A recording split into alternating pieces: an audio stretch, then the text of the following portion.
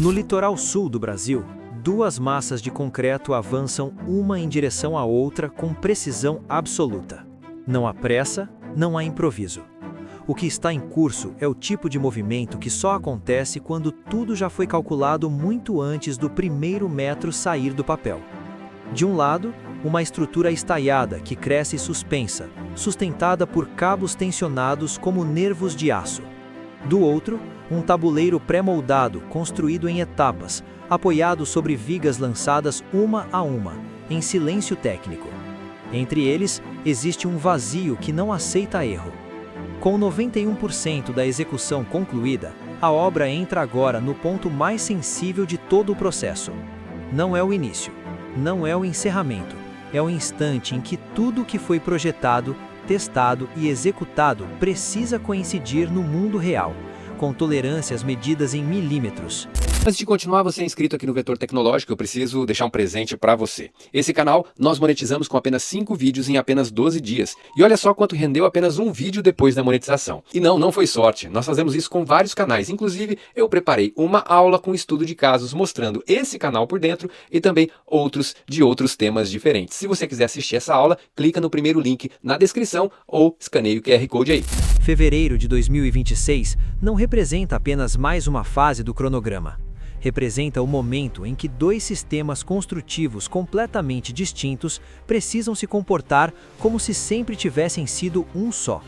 Durante décadas, a travessia entre Matinhos e Guaratuba foi marcada por uma solução provisória que se tornou permanente.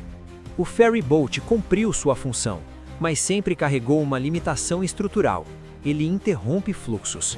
Ele depende de tempo, de fila, de clima, de espera.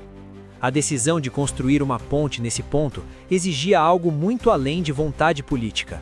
Exigia uma solução técnica capaz de enfrentar solo instável, ambiente estuarino, ação constante dos ventos, variação de marés e, ao mesmo tempo, manter o canal de navegação ativo. Nada disso aparece em uma foto aérea, mas tudo isso define cada centímetro da estrutura que agora se aproxima do seu momento mais delicado. A escolha por uma solução híbrida não foi casual.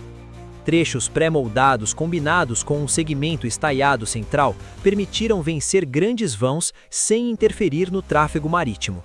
É uma escolha que carrega custo, complexidade e risco. Também carrega ambição. Antes mesmo que o trecho mais visível ganhasse forma, o trabalho mais silencioso já estava praticamente concluído. Foram 160 vigas longarinas lançadas no trecho pré-moldado.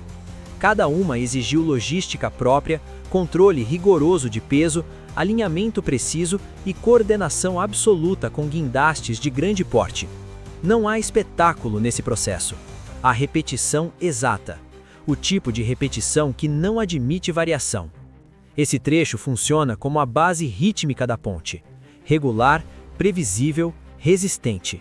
Ele não chama a atenção, mas sustenta tudo o que vem depois. Com o lançamento das vigas finalizado, o tabuleiro avançou para a fase de pré-lajes, armação e concretagem, fechando os últimos vãos restantes. Enquanto isso, no centro da obra, algo muito mais complexo se desenvolvia. O trecho estaiado não cresce para frente, ele cresce para fora. Cada avanço depende do equilíbrio entre o peso próprio da estrutura, a força dos cabos e as deformações previstas em projeto. Não existe apoio provisório abaixo. Tudo é sustentado por tensão. Até janeiro de 2026, 284 metros dos 320 metros previstos já estavam executados. Isso não representa apenas avanço físico, representa estabilidade comprovada.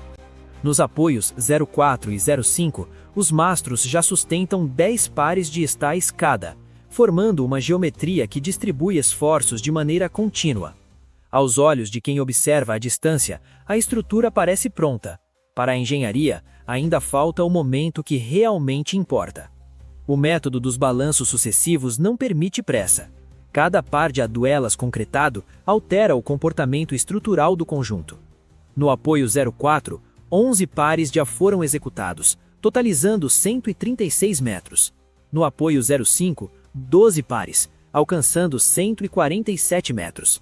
Cada segmento foi concretado, curado, tensionado e monitorado antes que o próximo pudesse avançar. O concreto ainda reage ao tempo, à temperatura, à umidade e à própria gravidade. Aqui, a engenharia não se encerra no projeto, ela acompanha a obra em tempo real, com medições constantes, sensores, ajustes finos e decisões tomadas com base em dados, não em expectativa.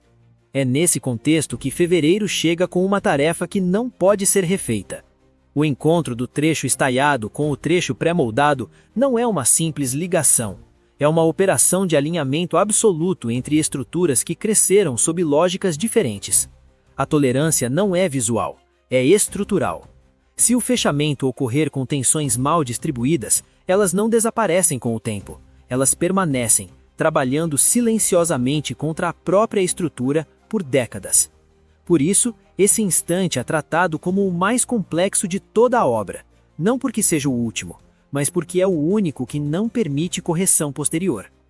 Quando as duas extremidades finalmente se encontrarem, a ponte deixará de ser um conjunto de partes independentes, ela passará a se comportar como um único organismo estrutural. É nesse momento que a engenharia deixa de ser projeção e passa a ser realidade definitiva. Ao contrário do que se imagina, esse encontro não encerra o trabalho, ele muda sua natureza.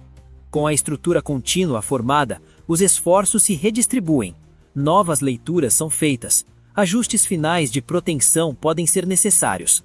Só então, o foco se desloca para os serviços que transformam estrutura em uso. Pavimentação do tabuleiro, ciclovia, guarda-corpos, barreiras rígidas centrais e laterais, sistemas elétricos, iluminação pública e acabamentos finais. Em paralelo, os acessos ganham protagonismo.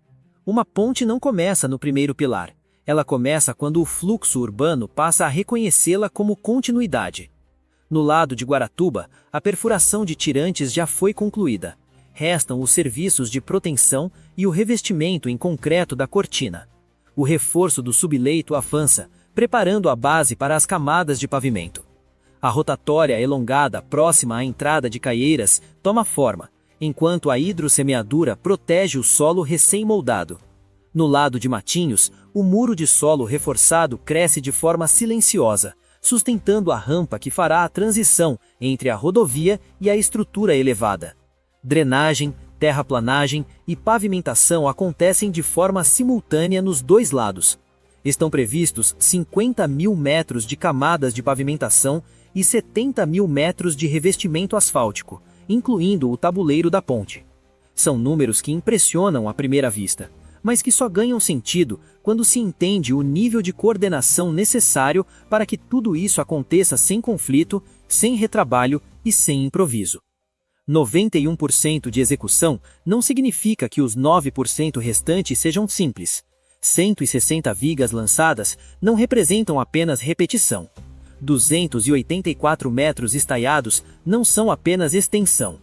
Cada número carrega decisões técnicas, riscos assumidos e soluções encontradas no caminho. O que torna essa obra observável não é sua altura, nem seu comprimento, nem seu orçamento. É o fato de que ela expõe, em tempo real, como a engenharia contemporânea opera quando não há espaço para atalhos.